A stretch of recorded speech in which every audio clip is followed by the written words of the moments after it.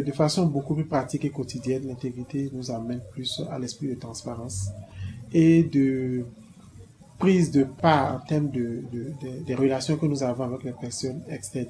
C'est de ne pas laisser nos particularités, nos intérêts personnels primer dans nos échanges avec les personnes externes. S'en tenir aux intérêts de la maison. Je prends par exemple un véhicule qu'on vous a confié pour aller faire une mission. Au départ, on vous demande d'aller réaliser des activités à Porto-Novo. Vous prenez ce véhicule pour aller régler vos problèmes personnels. À Calavi, avant de prendre la voie, pour aller régler le problème pour lequel on vous a confié le véhicule. Les soumissionnaires, quand ils sont informés surtout de l'ensemble de votre dossier, ils peuvent être amenés à venir vous voir, vous démarcher, afin que vous puissiez les avantager par rapport à d'autres. Donc, nous risquons gros en manquant aux règles d'intégrité.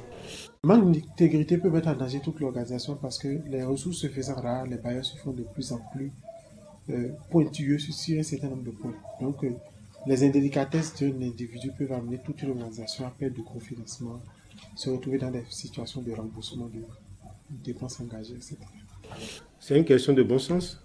Et je sais que ce qu'on m'a confié, c'est pour un but précis. Je ne dois pas, quelle que soit ma position dans la structure, penser à mes intérêts personnels.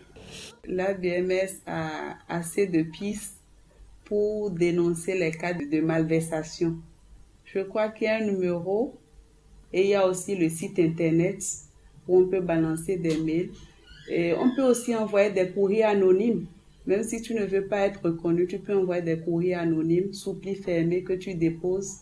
Au moins, tu vas quand même donner l'information.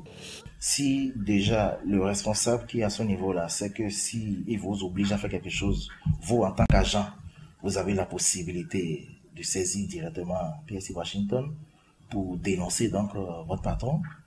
Je crois qu'il va réfléchir à 2 fois avant de vous demander de faire quelque chose que normalement il ne devrait pas vous demander de faire. Pour éviter ça, c'est déjà de connaître le code éthique de la maison. Il faut prendre connaissance réellement du code éthique. S'adonner aux formations liées au code éthique.